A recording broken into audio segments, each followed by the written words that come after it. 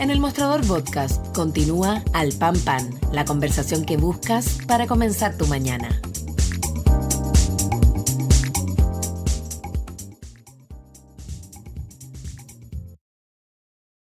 Bien, pues ya estamos de regreso y paso de inmediato a saludar al abogado, analista internacional, Premio Nacional de Humanidades y Ciencias Sociales 2021 y también, entre otros cargos, ex embajador de Chile en Israel, José Rodríguez Elizondo.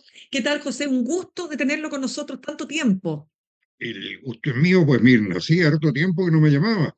Oiga, sí, pues me declaro, me culpo a mí misma, pero espero que esta sea una de tantas conversaciones. ¿Le parece? Me parece excelente. Ya, pues, oiga, no puedo dejar de partir preguntándole por lo que pasó este fin de semana con el ataque de Irán a Israel. ¿Cuáles son los alcances que esto tiene? ¿Cómo ha visto la respuesta internacional? ¿Cree que puede escalar este conflicto? Bueno, lo planteé así, Mirna, en un artículo que publiqué hace unos 10 días, que se llama El mundo encabritado. La secuela de acontecimientos que estamos viviendo en el Medio Oriente era una secuela rigurosamente anunciada. Estaba previsto que iba a intervenir Irán, ya intervino. Lo que ahora hay que ver es si esta intervención de Irán va a ser replicada y si va a ser replicada, hasta qué punto se va a expandir. Ya, pero para entender bien, porque hagamos un poquito de contexto. Se supone que Irán lo que está haciendo es responder al bombardeo israelí a la embajada de Irán en Damasco, ¿no es cierto? Esto ocurrió hace un par de semanas. La curiosidad que tiene ahora, y que evidentemente es un cambio cualitativo, se ha señalado, ¿no es cierto?, en las tensiones entre ambos países, es decir, Irán e Israel, es que Irán anuncia lo que va a hacer con, no sé si son 72 horas. Quiero entender un poco ahí porque usted dice, esto se venía anunciando. Pero ¿qué implica que se anuncie? ¿Cuál es el sentido de anunciarlo? Y de que no sea un ataque sorpresa, por ejemplo. Es la lógica de la guerra en el Medio Oriente. Hasta el momento, Irán estaba interviniendo a través de proxies, como se dice, Siria, la Hezbollah, otras guerrillas, ayuda a Hamas, todo lo que usted pueda ver. Ahí la secuela empieza con el atentado de la invasión, digamos, de Hamas a Israel el 7. ¿Cuándo fue el 7 de...? 7 de noviembre, de octubre, perdón, de octubre del año Claro. pasado. Y Claro. todo lo demás son réplicas a las réplicas. Una réplica de Israel que se transforma en guerra, una ayuda de Irán, de Siria, de Yemen a los combatientes de Hamas, un ataque de Israel a un consulado iraní, una réplica de Irán. Por lo tanto, es la lógica encadenada que uno no sabe en qué momento va a parar. Ahora, esto empieza como todas las intrigas, ¿no? Con advertencias y contraadvertencias. Y ya Joe Biden advirtió a Netanyahu al principio que su réplica tenía que ser contenida, moderada, porque él tenía la experiencia de lo que sucedió su 11 de septiembre con el ataque terrorista a las Torres Gemelas. Ahí parece que Biden no fue muy enérgico o que Netanyahu confió más en el lobby que tiene en los Estados Unidos, pero realmente desconoció olímpicamente ese buen consejo de Biden. Así es que todo lo que está sucediendo ahora es una muy desgraciada secuela de acontecimientos propios de la explosividad que tiene esa región, en la cual no se está luchando por negociar, se está luchando por expulsar uno al otro. La posición de Hamas, que es la posición del mundo islámico ortodoxo, es que Israel no debe existir. Y la posición de la mayoría política que llevó a Netanyahu al gobierno es de que hay que expandir los asentamientos tácitamente para que no pueda haber un Estado palestino independiente. Ahora, si tú me preguntas, Mirna, esto del Estado Ujú. palestino independiente, aquí yo te digo, son los tiempos de la historia, porque cuando yo vivía en Israel, era el meollo de la polémica entre los dos más grandes políticos en pugna de entonces, Shimon Peres y Benjamín o Binyamin, como le dicen allá en Netanyahu, que para Shimon Peres la mayor medida de seguridad que podía tener Israel era contar con un Estado palestino independiente, responsable y próspero. Si no es próspero, vamos a tener problemas. Esto lo conversé con él. Y frente a él, Netanyahu estaba apoyado por los ultraortodoxos, por los colonos que estaban en los asentamientos, y formó una mayoría muy pequeña adversa, y totalmente adversa. O sea, el punto de Bibi y Netanyahu era no aceptar un Estado palestino independiente. Claro, eso ha sido clarísimo, ¿no es cierto?, en toda esta disputa, incluso mucho antes de, por supuesto, la gran crisis, ¿no es cierto?, generada por el ataque de Hamás. Pero ¿qué se hace entonces? Hay un gobierno de extrema derecha en Israel, hay más de 34.000 muertos, ¿no es cierto?, como resultado de la ofensiva o la respuesta de Israel al ataque de Hamás.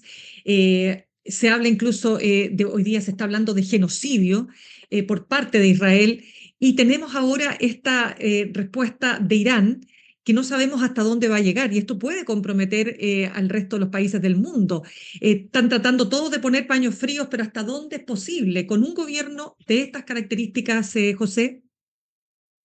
Bueno, primero, lo más importante en este conflicto es no actuar partisanamente frente a él porque estamos frente a un peligro global, como tú dices. Eso de las acusaciones, las demandas, las querellas, son parte que a mi juicio no van al meollo del tema, que es atajar lo que ya está sucediendo y no entrar en juego jurídico, en juego de terceros que quieren intervenir, porque la cosa es demasiado grave, porque además se topa con otro gran conflicto que está en el lado límite de Europa Occidental, que es la guerra de Rusia con Ucrania. Y tenemos ahí una cantidad de armas nucleares en barbecho que ya no existe la conciencia mundial que sucedía durante la Guerra Fría de que era un arma imposible de usar. Ya tenemos que Putin ha dicho que la tiene ahí para usarla.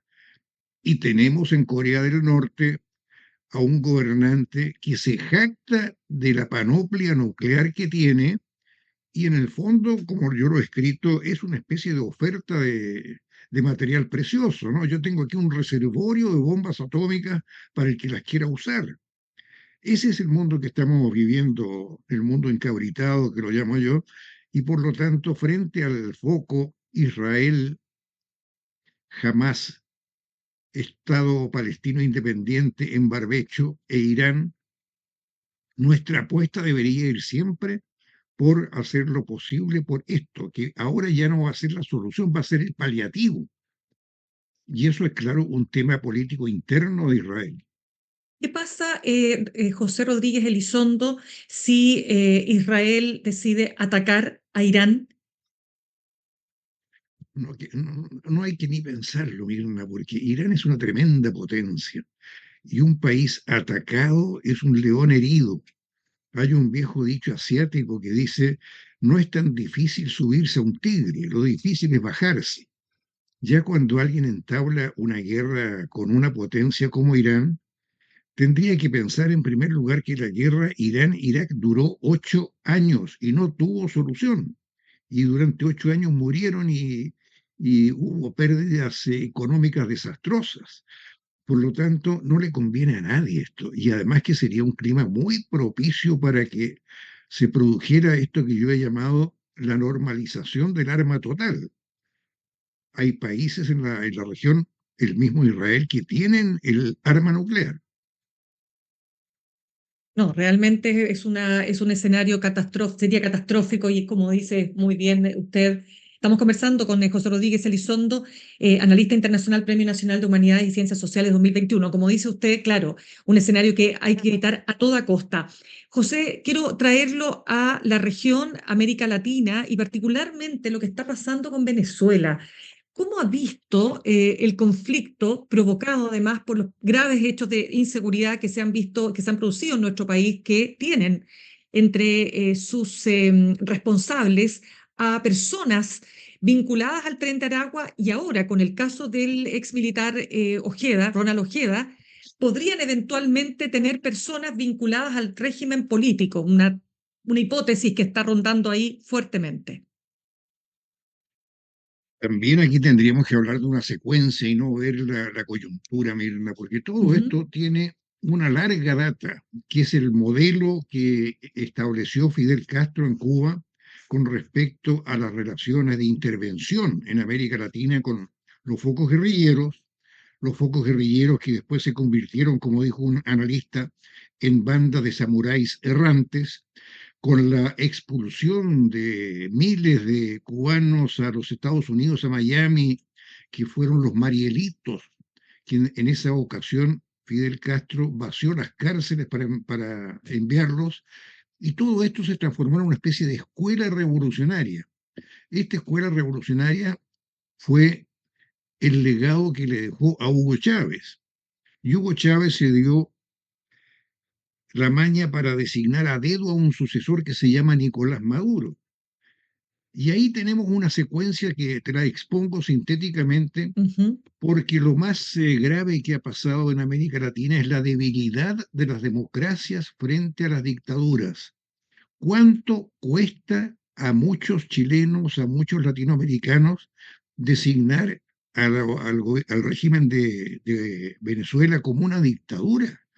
Sí, es una cosa notable. Yo he leído hace un par de semanas una carta, un documento de 36 o 37 latinoamericanos con una limpia hoja de servicios democráticos encabezados por Michelle Bachelet, en la cual afirman que lo que existe en Venezuela es una especie de proyecto de dictadura que hay que evitar que se consolide. Hay una tendencia dictatorial en Venezuela.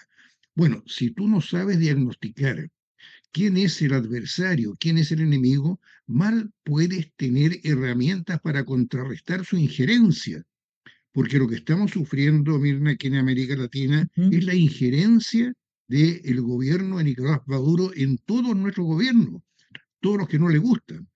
Y esto del injerencismo se transformó en una especie de enfermedad total, porque el presidente de Argentina insulta al presidente de Colombia, el presidente de Colombia insulta al de Argentina, Evo Morales trata de dividir el Perú para quedarse con una zona de Puno al sur, y hay injerencias también en Chile en la época de la Convención Constitucional. Bueno, todo este panorama de América Latina me hace recordar las utopías de la integración latinoamericana. Nunca hemos estado más lejos de una integración latinoamericana que en estos momentos.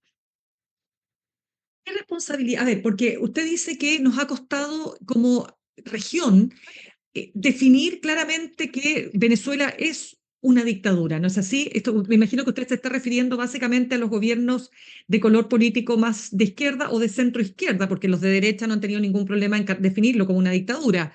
¿Cuál es el riesgo a ver, a señalar que es una dictadura? ¿Por qué es bueno decir esto? Porque eso también genera una serie de conflictos bilaterales, ¿o no? Hay que saber siempre con quién se está dialogando, con quién se está negociando, quién es el que está al frente de uno.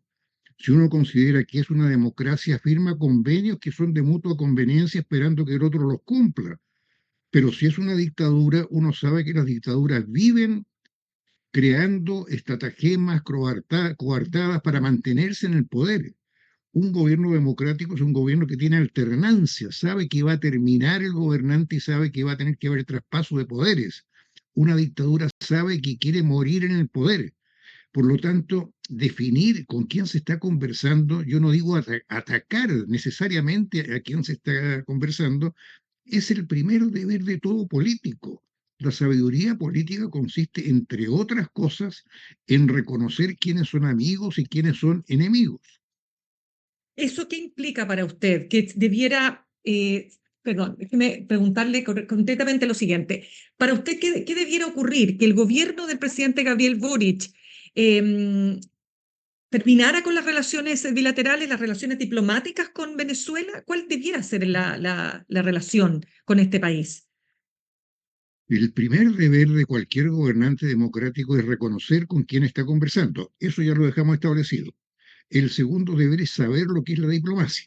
La diplomacia no consiste en el ojo por ojo, diente por medio. La diplomacia consiste en saber conducir una relación con otro país de tal manera que sea conducente a la seguridad del país propio, sin necesariamente tener que derribar al país ajeno que es enemigo, porque la misión que nos asignó Naciones Unidas después de la Segunda Guerra Mundial fue no intervenir en los gobiernos ajenos. Si hay una dictadura, que la dictadura caiga por la fuerza de los propios sometidos a la dictadura. Dicho esto, Mirna, tengo que decirte que no soy partidario de la ruptura de relaciones, pero tampoco soy partidario de negociaciones ingenuas. ¿Cómo cuáles, por ejemplo? Bueno, la última negociación sobre información de la policía venezolana a la policía chilena. ¿Por qué dice que fue ingenuo? Bueno, prácticamente porque está demostrado, pues Mirna, no me haga incurrir en elaboraciones sofisticadas de por qué fue ingenuo. Estamos viendo, el tren del agua no existe, dijo el diplomático máximo de Venezuela. ¿Qué más puedes pedir tú como prueba? Ya, pero en definitiva, ¿qué le queda a este gobierno si no es pedir colaboración? Porque ¿cómo si no se puede lograr, por ejemplo, la captura de los, en este caso, ¿no es cierto?, de lo más reciente, de uno de los criminales que terminó con la vida de un carabinero en Chile? Bueno, ya la colaboración la ha pedido, ya inclusive firmó ese convenio interpolicial. Ahora lo que queda es desarrollar una buena labor diplomática de manera colectiva en la OEA, en Naciones Unidas, con otros países. Pero piensa tú que durante toda la Guerra Fría, Estados Unidos y la Unión Soviética no rompieron relaciones diplomáticas. O sea, hay un arte de la diplomacia que es lo que hay que saber cultivar. Tenemos un canciller que sabe lo que es el arte de la diplomacia. Antes no lo teníamos, ahora sí. Pero ¿cuál cree usted que va a ser el destino finalmente de todo esto? Porque usted dice, no soy partidario de romper relaciones diplomáticas, pero tampoco de llegar a acuerdos ingenuos como el que se llegó. ¿Qué debiera hacer el gobierno? Por ejemplo, traer al embajador. ¿Es una buena decisión de parte del gobierno de Chile? Tú me estás preguntando por medidas concretas, coyunturales, que varían cada día. En estas materias de conflictos, cada día es un día y un año puede reducirse a una semana. Por lo tanto, lo que se debe hacer es lo que tiene que hacer gente experimentada, con gran coordinación entre la Cancillería y los organismos vinculados a la defensa y a la policía. Aquí no estamos hablando de una relación con Suiza, estamos hablando de una relación con una dictadura muy dura y que no ha tenido demasiados escrúpulos en las cosas que hace para mantenerse en el poder. Por lo tanto, si viene el embajador, si se queda, si lo devolvemos, tiene que ser definido en una reunión con gente sabia, con gente que sepa lo que es la diplomacia y lo que son los peligros para la seguridad de Chile. Ya tenemos un peligro enorme que fue la invasión de inmigrantes por fronteras porosas, que es lo que me hizo recordar a mí la invasión de los Marielitos a los Estados Unidos, ¿no? Fidel abrió las cárceles y junto con los que querían emigrar llegaron muchos delincuentes de alto nivel a Miami. Bueno, aquí puede haber pasado una cosa similar o ha pasado, de hecho, lo estamos sufriendo. O sea, usted sugiere, José Rodríguez, que aquí pudo haber habido una intención del gobierno de Nicolás Maduro de liberar delincuentes para que se fueran del país, así como ocurrió, como dice usted, con Cuba en su minuto. O yo no sugiero nada, yo veo los hechos, Mirna, y los hechos dicen que a través de una emigración millonaria, son 8 millones lo que se calculan, tú no puedes discernir quiénes son patos buenos y patos malos. Ahora, que eso haya sido definido en una reunión de gabinete o de comité de seguridad, de defensa del régimen venezolano, esas son suposiciones que quedan libradas a cada persona, pero los resultados son los que estamos viendo. José Rodríguez Elizondo, lo quiero llevar a lo que está ocurriendo en Perú y uno con Perú uno nunca termina de sorprenderse. Ahora tenemos a la presidenta investigada por el caso de los relojes Rolex, Dina Boluarte. ¿Qué está pasando? Ayúdenos a entender qué está pasando en Perú, por favor, José, porque realmente a uno le cuesta entender. Bueno, yo viví 10 años en Perú, Mirna. Quiero muchísimo ese país. Es un país muy especial, con gente muy valiosa. Yo suelo decir que tiene genios del bien y genios del mal, porque cuando yo vivía allá, la gran figura del mal era Abimael Guzmán, el jefe de Sendero Luminoso. Y después yo trabajé con Pérez de Cuéllar, que fue el secretario general de Naciones Unidas, todos peruanos. Bueno, los peruanos han hecho una proeza muy grande, mantener la continuidad institucional habiendo defenestrado o habiendo caído 5 presidentes y estando la última ahí colgando de un hilo.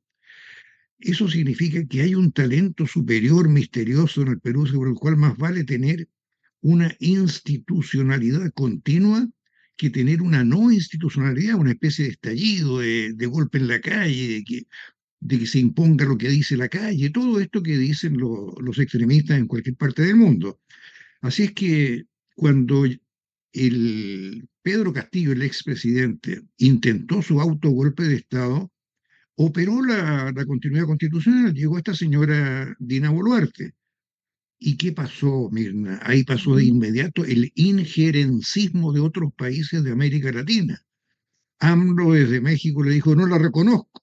Lo mismo dijo el presidente Petro desde Colombia. Y ni siquiera quisieron cederle el bastón de la Alianza del Pacífico porque no la reconocían como presidenta. Ahí tuvo que haber una jugada diplomática muy afortunada de Chile para haber hecho de intermediario. Por lo tanto, yo lo que veo es a una señora Boluarte, presidenta legal, legítima del Perú, muy afligida, no tiene base política. Perú, después del golpe de Fujimori de 1992, que terminó con una constitución muy armónica, muy socialdemócrata, que fue la constitución de Víctor Raúl Allá de la Torre, no levantó cabeza. Es decir, hubo gente que apoyó el golpe de Fujimori o la emergencia de Fujimori en ese año, y que décadas después todavía el país está tambaleante por no haber defendido la institucionalidad como correspondía con la constitución que se había dado en 1980.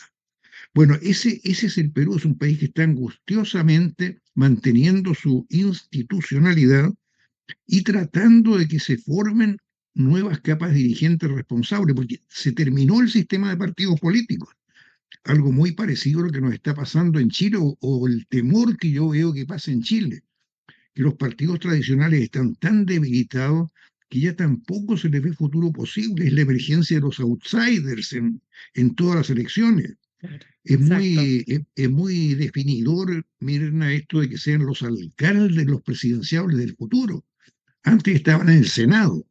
Bueno, esta decadencia de la clase política es uno de los peligros que viene de la polarización, y de esa polarización vienen los conflictos internacionales. Ya tenemos bastantes conflictos internacionales que tenemos que atajarlos aquí en América Latina.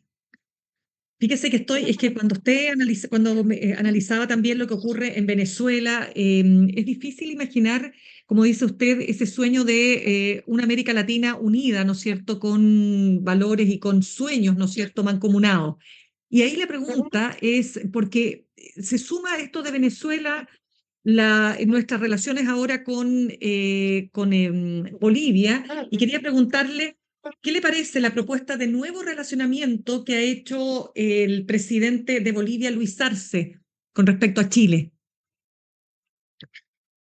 Bueno, la palabra exacta sería tratar de ignorar la realidad, la frase exacta, ¿no? Ujú.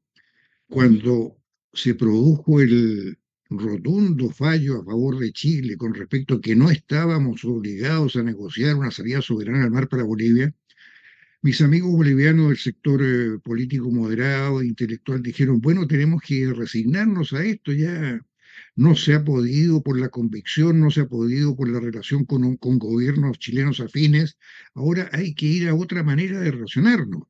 Se dieron cuenta, además yo tuve un intercambio con el expresidente Carlos Mesa, en el cual él reconoció que habían cometido el error de no considerar que el Perú tenía interés en una negociación chileno-boliviana sobre salida al mar. Claro, porque la constitución boliviana de Evo Morales tiene un peligro que no hemos reparado en Chile. Yo lo he dicho hasta el cansancio, Mirna. Esa constitución desconoció el Tratado de 1904 entre Chile y Bolivia. Pero lo que no nos hemos dado cuenta es que también boicoteó, saboteó el Tratado de 1929 entre Chile y el Perú, que es un sistema de tratado. Por lo tanto, al plantear esa constitución, que no existía derecho de Chile para mantenerse, para mantener la continuidad geográfica con el Perú, estaba afectando al Perú. Eso lo vieron muy claro los peruanos, pero no lo dijimos los chilenos. Creímos que simplemente se había acabado el problema. Y cuando vino Luis Arce a la transmisión del mando aquí del presidente Boric, se habló sobre la necesidad de recuperar relaciones diplomáticas, porque es la mejor manera para negociar cosas tan graves como temas de límites. El presidente boliviano dijo que mantenía su aspiración a una salida soberana al mar y lo acaba de replantear hace poco. Y nosotros mismos tenemos gente en Chile que no comprendemos que esto pone en peligro nuestra relación con el Perú. Y se vuelve a hablar de resucitar el acuerdo de los 13 puntos. Yo he escuchado a gente que cree entender de política exterior que plantea la posibilidad de un charaña 2. Caramba, cuando ahí se pusieron de acuerdo dos dictadores militares para que esto no llegara a mayores, que fueron Francisco Morales Bermúdez y Augusto Pinochet. O sea, el panorama no lo ve muy auspicioso por lo que estoy entendiendo de sus palabras, José Luis Rodríguez Elizondo, ¿no? Es decir, Yo no soy José Luis. perdón, Ese es el Puma. perdón, exactamente, José Rodríguez Elizondo.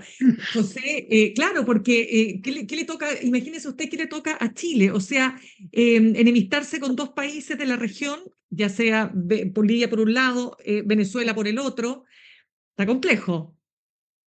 Chile lo que le toca es afinar la profesionalidad de la diplomacia. No sí o Hay que, sí. hay que entender en Chile de una vez por todas que la diplomacia y la defensa son las dos alas de la seguridad nacional. Le tenemos mucho miedo a la palabra seguridad nacional porque la vinculamos con la doctrina de la seguridad nacional de la época de las dictaduras.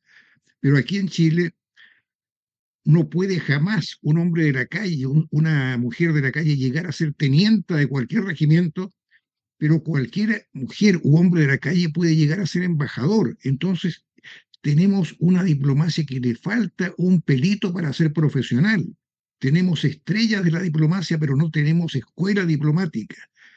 Y si uno mira lo que es una diplomacia fuerte, profesional, consolidada, mira al Reino Unido, mira a Brasil con Itamaraty, inclusive el Perú con Torre Tagle, se ve que lo primero que tenemos que hacer es afinar el poder de la diplomacia profesional, porque ya la defensa está bastante profesionalizada.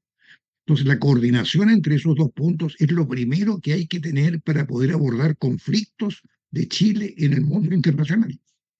Ya, pues me lo dijo todo con esa respuesta José Rodríguez Elizondo, abogado, analista internacional, Premio Nacional de Humanidades y Ciencias Sociales 2021. Muchísimas gracias. Se nos acaba el tiempo, lamentablemente, José, pero muchas gracias por haber estado con nosotros esta mañana. Sí, un gusto verte, pues, Emilia. Gracias, Chao. un abrazo. Gracias. Saludamos a nuestros auspiciadores, Universidad Academia de Humanismo Cristiano, porque ha llegado el tiempo de cumplir tus sueños, de construir tu futuro, de aprender para transformar. Universidad Academia de Humanismo Cristiano, creamos futuro, acreditada y adscrita a gratuidad. Y ahorrar cotidianamente se puede y de forma organizada, rápida y online con Ahorrando, la nueva funcionalidad de tu app Copeuch, en donde puedes programar ahorros de manera fácil y entretenida, eligiendo tus propias reglas y metas. Haz que el ahorro sea parte de tu vida con Ahorrando de Copeuch. Más información en copeuch.cl. Y las columnas de opinión más destacadas de la semana en tu correo todos los domingos a las 10 a.m. Inscríbete en la sección newsletter en elmostrador.cl. Me despido, los dejo con Fran Castillo, Juntos y Revueltos, y nos reencontramos mañana a las 8 en punto aquí en Alpampan por elmostrador.cl. Que tengan un muy buen día. Comprometidos con la innovación y la inclusión. Universidad Academia de Humanismo Cristiano. Creamos futuro. Y Copeuch Inversiones, el sitio donde todos pueden invertir, presentaron Al Pan Pan.